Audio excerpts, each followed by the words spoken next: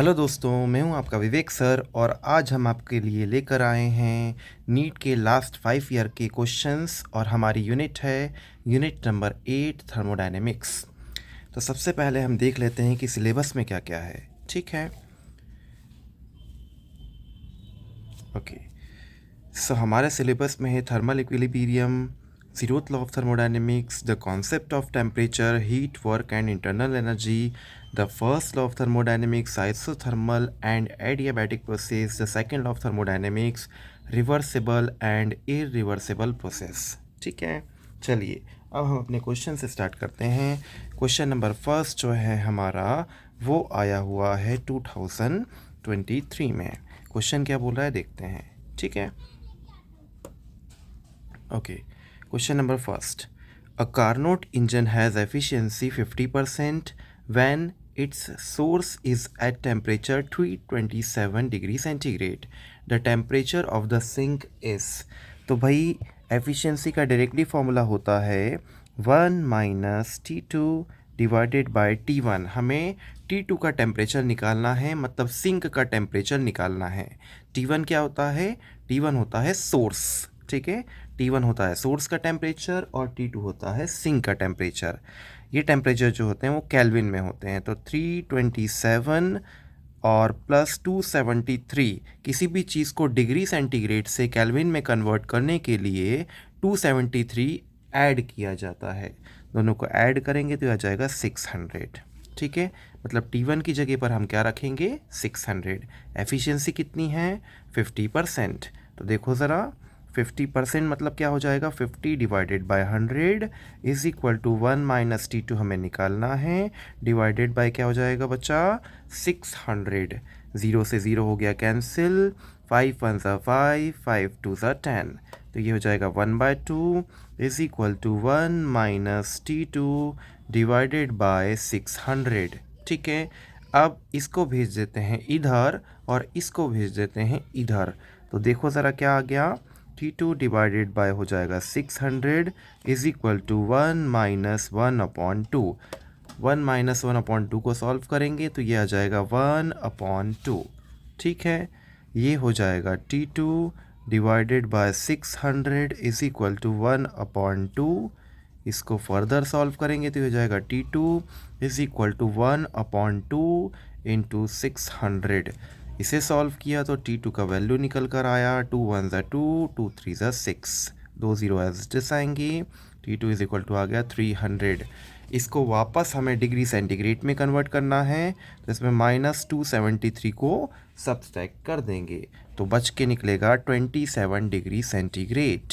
ठीक है, तो हमारा जो क्वेश्चन नंबर फर्स्ट है, क्वेश्चन नंबर फर्स्ट का जो करेक्ट आंसर आएगा वो है आंसर नंबर सी। ठीक है, 27 degree centigrade is the right answer of the question number first. चलिए अब देखते हैं क्वेश्चन नंबर सेकंड। हमारा जो क्वेश्चन नंबर सेकंड है वो आया हुआ है नीट 2020 में। क्वेश्चन क्या बोल रहा देखते हैं। A cylinder contains hydrogen gas at pressure 249 kilo pascal and temperature 27 degree centigrade. ठीक है, ओके। इट्स डेंसिटी इस, उसका डेंसिटी पूछ रहा है तो हमारे पास फॉर्मूला होता है बच्चों PV is equal to NRT। ठीक है, N की जगह हम क्या लिख देंगे? Small m divided by capital M। ठीक है, ओके। तो ये जाएगा PV is equal to small m divided by capital M RT।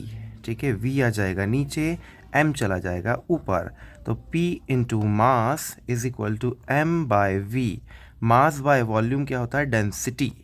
Mass by volume को हम क्या लिख सकते हैं? डेंसिटी। तो ये हो जाएगा बच्चों PM, डेंसिटी की जगह D लिख दो, RT चला जाएगा नीचे। हमें डेंसिटी ही तो निकालना है। अब वैल्यू पुट कर देते हैं। प्रेशर का वैल्यू क्वेश्चन में कितना गिवन है? 249 किलो दिया है, तो किलो की जगह हम क्या कर देंगे? 10 पावर 3। ये प्रेशर का वैल्यू है। मास, हाइड्रोजन का जो मोलर मास होता है वो होता है 2 ग्राम। 2 ग्राम H2 होता है ना, हाइड्रोजन मतलब H2, तो इसका मोलर मास हो जाएगा 2 ग्राम। इसको केजी में कन्वर्ट करेंगे 2 इंटू 10⁻³ में। आर का वैल्यू 8.3 क्वेश्चन में गिवन है ऑलरेडी, और 27 डिग्री सेंटीग्रेड, अगेन सेंटीग्रेड को हम केल्विन में कन्वर्ट करेंगे, तो 27 प्लस 273, 27 प्लस 273 ये मिलके हो जाएगा 300 केल्विन। ठीक है, तो टेम्परेचर को हम किस में रखने वाले हैं, केल्विन में, इज इक्वल टू डी। इससे हम अगर सॉल्व करेंगे तो हमारा जो करेक्ट आंसर निकल के आएगा वो आ जाएगा 0.2। तो क्वेश्चन नंबर जो सेकंड है उसका करेक्ट आंसर आ जाएगा 0.2 kg/m³। Option number B is the right answer of the question number second. ठीक है, समझ में आया। चलिए अब नेक्स्ट क्वेश्चन देख लेते हैं। नेक्स्ट क्वेश्चन जो है हमारा वो आया हुआ है 2020 में। ये तो डायरेक्टली थ्योरी बेस्ड क्वेश्चन दिख रहा। The efficiency of Carnot engine depends, efficiency का formula eta is equal to 1 - T2/T1। T1 जो होता है वो होता है सोर्स का टेम्परेचर, ठीक है, और ये होता है सिंक का टेम्परेचर। सोर्स का टेम्परेचर, सिंक का temperature, it will depends upon temperature of source and sink. Question number 3 का जो करेक्ट आंसर होगा वो होगा option number B. Option number B is the right answer of the question number 3। चलिए next question देखते हैं। ये जो क्वेश्चन है बच्चों ये बहुत ज़्यादा इम्पोर्टेंट है, इस टाइप का कोई ना कोई क्वेश्चन ज़रूर आता ही है। ठीक है, ये जो है ये आया हुआ है नीट 2022 में। ठीक है, an ideal gas undergoes 4 different processes at the same initial state as shown in the figure. These processes are adiabatic, isothermal, isobaric और isochoric. The curve which represent adiabatic process. Adiabatic process बताना है, हम चारों ही देख लेते हैं। ठीक है, ये जो 4 दिख रहा है देखो, 4 में क्या चीज़ कांस्टेंट है, इसके सामने देखो, 4 के सामने क्या है, प्रेशर। तो 4 जो है उसमें प्रेशर कांस्टेंट है, प्रेशर कांस्टेंट है, और ऐसी प्रोसेस जिसमें प्रेशर कांस्टेंट होता है उसे बोलते हैं आइसोबैरिक प्रोसेस। ऐसी प्रोसेस जिसमें क्या कांस्टेंट हुआ, प्रेशर कांस्टेंट हुआ, उससे क्या बोला, आइसोबैरिक प्रोसेस। ज़रा 1 पे देखो, ये भी कांस्टेंट दिख रहा, इसके सामने क्या है, v, इसके सामने देखा करो, ये 1 के सामने क्या है, कौन सी लाइन है, v की है, मतलब यहाँ पर v कांस्टेंट है। तो इस क्वेश्चन में जो है v कांस्टेंट है, और v क्या होता है, वॉल्यूम होता है।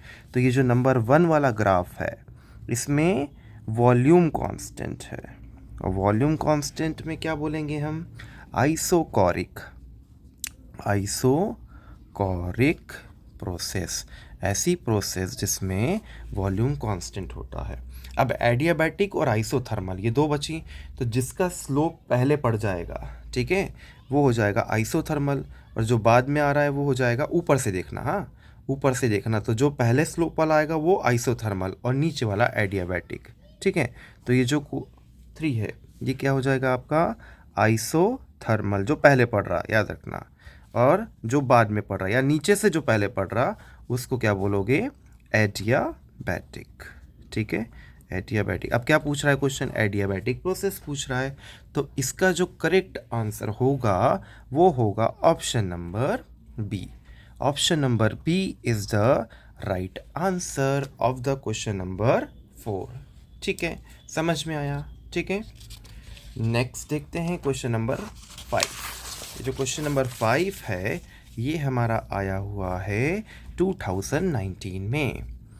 इन which of the following process heat is neither absorbed nor release. बहुत ही सिंपल सा क्वेश्चन है। ऐसी प्रोसेस जिसमें ना तो हीट अंदर जाएगी ना तो अंदर की हीट बाहर आएगी, ना तो बाहर की हीट अंदर जा रही ना तो अंदर की हीट बाहर जा रही, ऐसी प्रोसेस को बोलते हैं बच्चों एडियाबैटिक प्रोसेस, जिसमें हीट अंदर ही अंदर तो चेंज हो सकती है पर ना तो अंदर की हीट बाहर ना तो बाहर की हीट अंदर। तो क्वेश्चन नंबर 5 का जो करेक्ट आंसर होगा वो होगा option number A. A is the right answer of the question number 5। चलिए आज के लिए इतना ही। Thank you.